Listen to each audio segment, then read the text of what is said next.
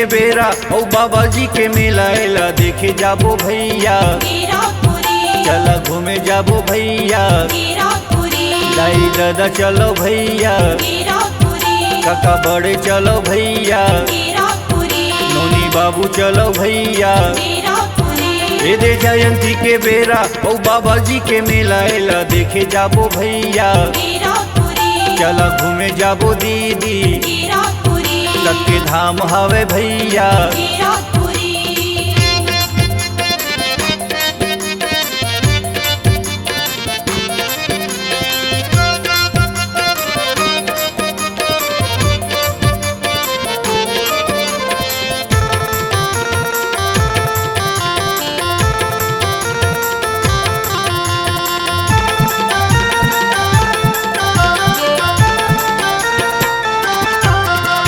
छत्तीसगढ़ के माटी हवे गिरपुरी। घासीदास बाबा जी हाँ जन्म लिहिस। सतनाम जी हाँ उपजिस गिरपुरी। दया प्रेम जी हाँ बरसिस गिरपुरी।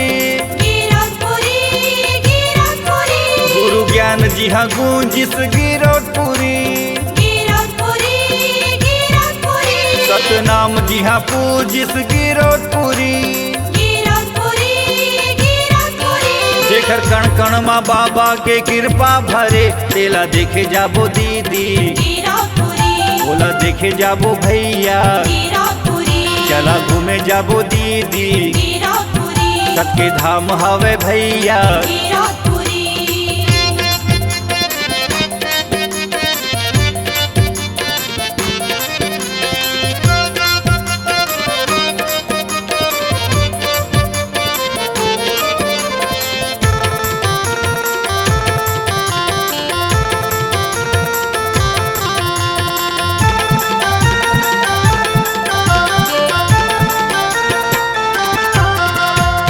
गुरु बाबा के धाम अपर सुघर। दुआरी जेकर बने अपर सुघर। खंभा के झंडा सादा सादा हवे। बाबा के आसन सादा सादा हवे। बाबा के गद्दी सादा सादा बने। बाबा ला कंठी जनेवा सोहे। गुरु बाबा दरबार के में हाँ करो का बखान हवे सबले महान। बोला देखे जाबो भैया। चला घूमे जाबो दीदी सबके धाम हवे भैया।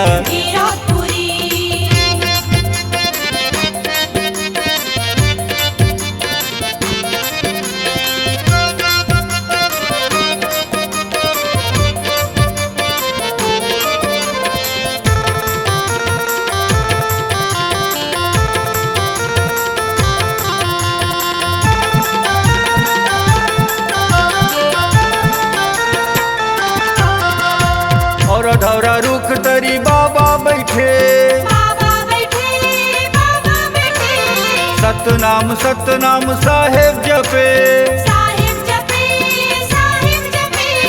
सत्य के निशानी जोड़ा खंबा गड़े। चरण कुंड अमृत कुंड के गंगा बहे। पचकुंडी जोग नदी धारा बहे। जेकर मन में श्रद्धा ते हतरे।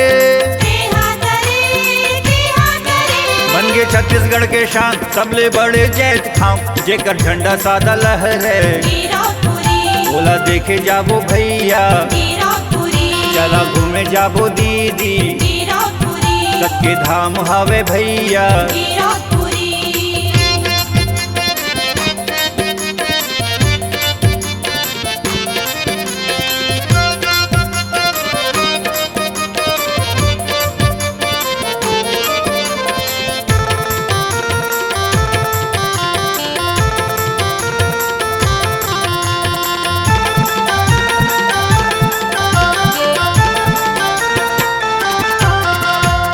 तीरथपुर के तिरमा हवे छाता पहाड़। बाबा जी हाँ पहुँचिस धुनी रमाए। गुफा के भीतरी माँ आसन लगाए। सबके मरम खोजे ध्यान लगाए।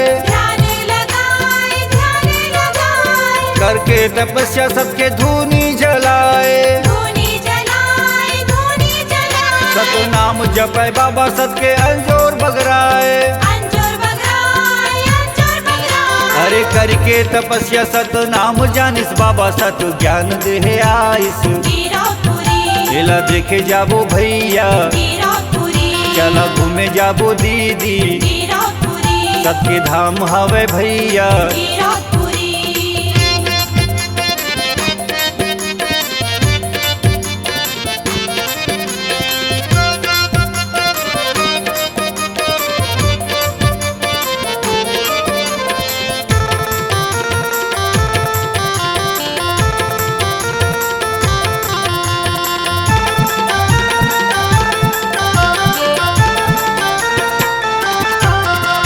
मन के एक बताए गुरु घासी बाबा।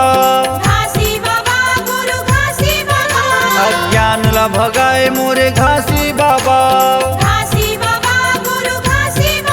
जाति पाति ला मिटाए गुरु घासी बाबा।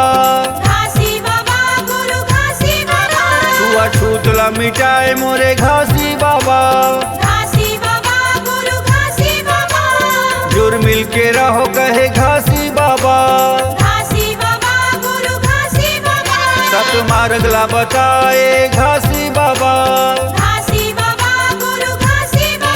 घासी बाबा के महिमा के करो का बखान। जी हाँ डेरा ला जमाइस अपन। बोला देखे जाबो भैया चला घूमे जाबो दीदी। सबके धाम हवे भैया। दे जयंती के बेरा औ बाबा जी के मेला एला देखे जाबो भैया। चला घूमे जाबो दीदी। सबके धाम हवे भैया। गुरु दर्शन करबो दीदी।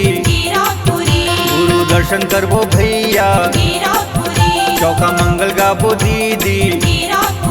चौका मंगल गाबो भैया। पंथी भजन गाबो दीदी। पंथी भजन गाबो भैया। सतनाम बोलो संतो।